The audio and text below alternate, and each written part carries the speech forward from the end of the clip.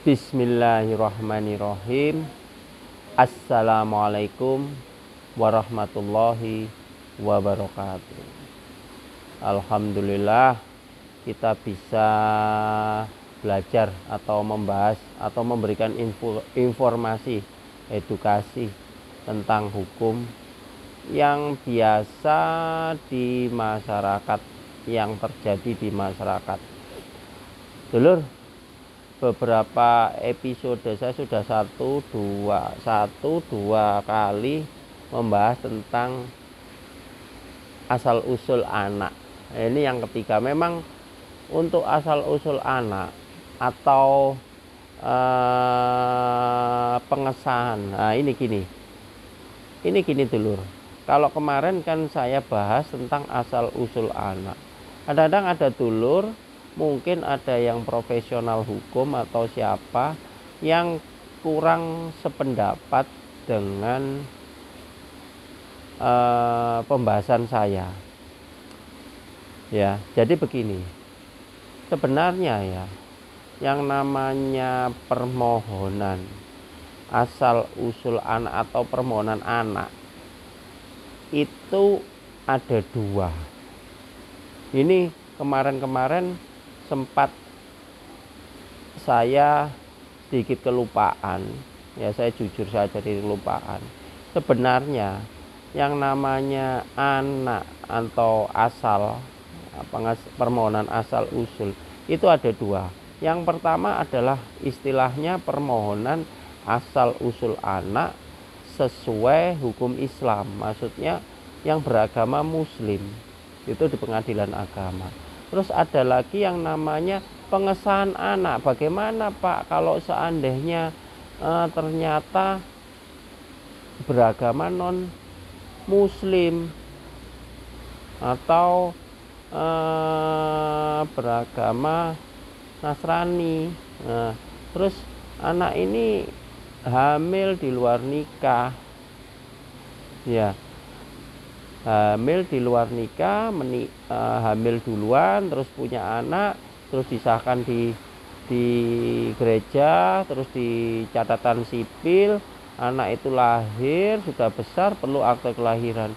Nah ini gimana bisa tahu nama bapaknya? Nah itu biasanya larinya ke pengadilan negeri umum, pengadilan umum negeri. Nah itu bisa, tapi permohonan pengesahan anak, bukan asal usul anak. Kalau asal usul anak, hemat saya itu adanya di pengadilan agama. Ya, kalau untuk pengesahan anak adanya di pengadilan negeri untuk non Muslim. Acuannya apa Pak? Kalau acuan di pengadilan agama seperti biasa kompilasi hukum Islam. Tapi kalau pengesahan anak itu berdasarkan Undang-Undang 1 tahun 74 maupun KUH Perdata. Ya. Terus biasanya kalau untuk pengesahan anak, ini yang saya bahas adalah judulnya tentang pengesahan anak yang non Muslim. Itu merujuk kepada Undang-Undang Adminduk, Administrasi Kependudukan, Undang-Undang Nomor 23 tahun 2006, Adminduk. Situ disebutkan tentang pengesahan anak menurut Adminduk Undang-Undang 23 tahun 2006, atau kalau dulu itu penjelasan tentang pasal 50 Undang-Undang 24 tahun 2013, perubahan Undang-Undang 23 tahun 2006, itu pengesahan status seorang anak yang lahir dari perkawinan yang telah sah menurut hukum agama pada saat pencatatan perkawinan dari kedua orang tua. Anak tersebut telah sah menurut hukum negara.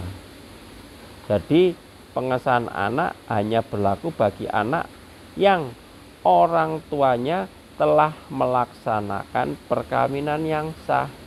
Jadi kalau pengajuan pengesahan anak tapi belum ada perkawinan, ya belum nikah, nggak bisa diajukan pengesahan. Secara logika kan seperti itu, harus kawin dulu, memang baru diajukan pengesahan anak. Selain pengesahan anak dapat dilihat juga dalam KUH Perdata umum tadi, terutama pasal 272.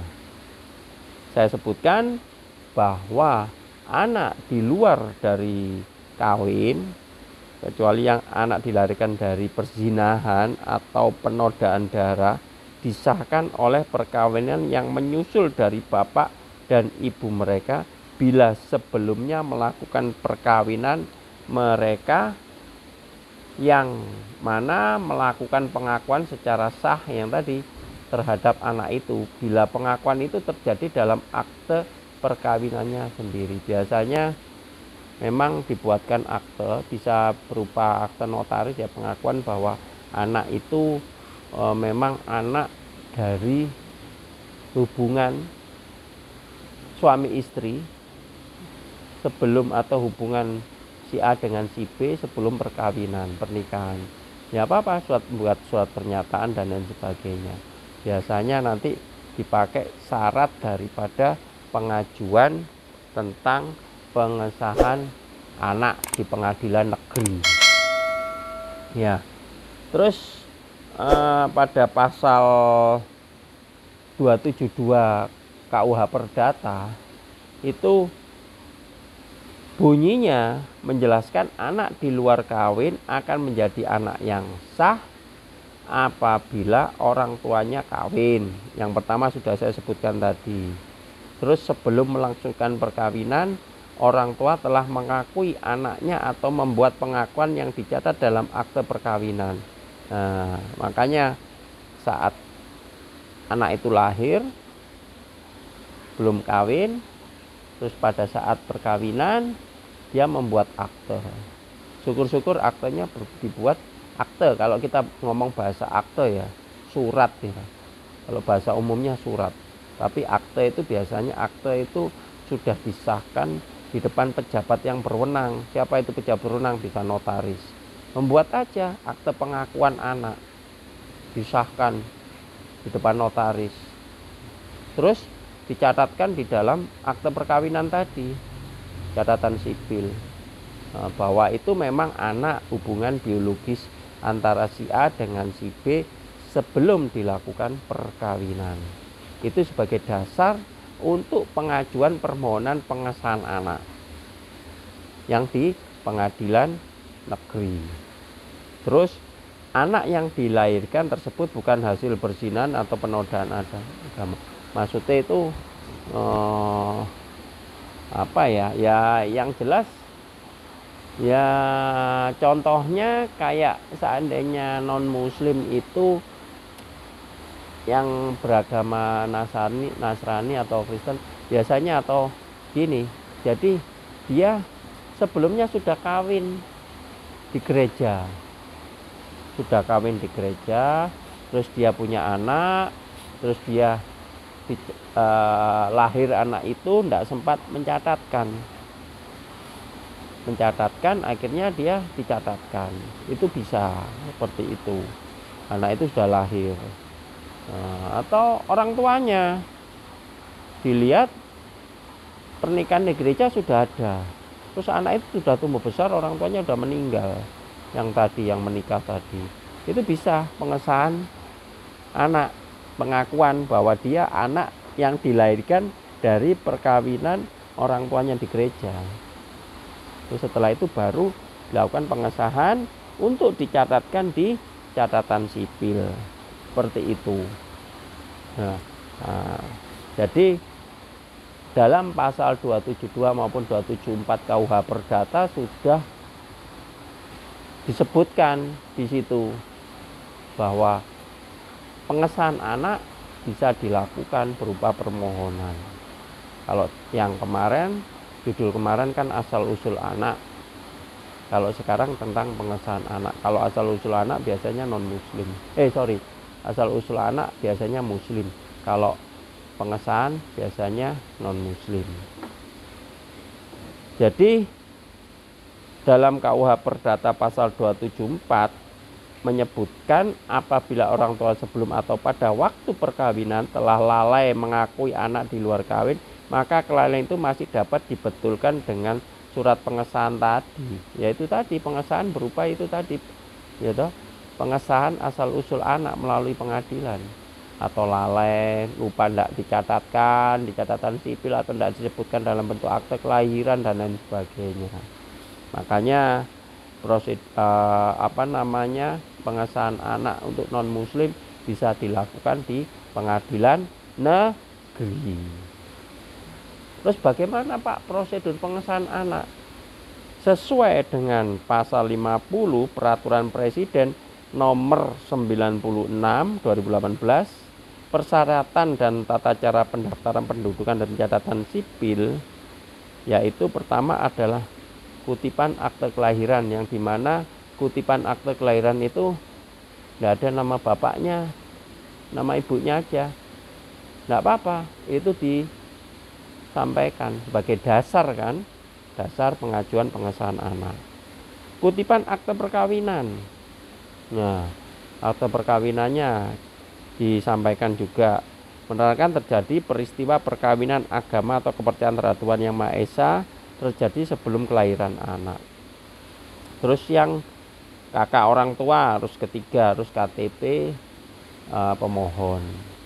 Nah, biasanya ya semuanya itu difotokopi, aslinya ada, terus dikasih materai fotokopinya tadi, kasih materai, dicaposkan, dinesegel, kalau bahasa undang-undang pemetraian itu dinesegel kantor pos terdekat, di stempel kantor pos, bilang aja ke petugasnya kantor pos, saya mau pengesahan alat bukti untuk pengajuan di pengadilan.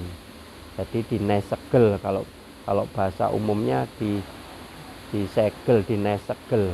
Setelah itu dibawa ke pengadilan negeri. Kalau pengesahan anak di loket alat bukti ditunjukkan aslinya kayak KTP, akte perkawinan, akte kelahiran yang tadi, alat bukti tadi dilegalisir sesuai dengan aslinya. Itu nanti dipakai untuk pengajuan permohonan pengesahan anak di pengadilan negeri.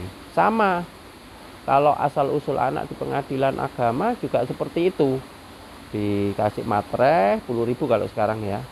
Setiap alat buktinya fotokopi tadi, dinesegel kantor pos tempat, terus dibawa ke pengadilan agama, di loket legalisasi sesuai dengan aslinya, stempel sebagai alat bukti.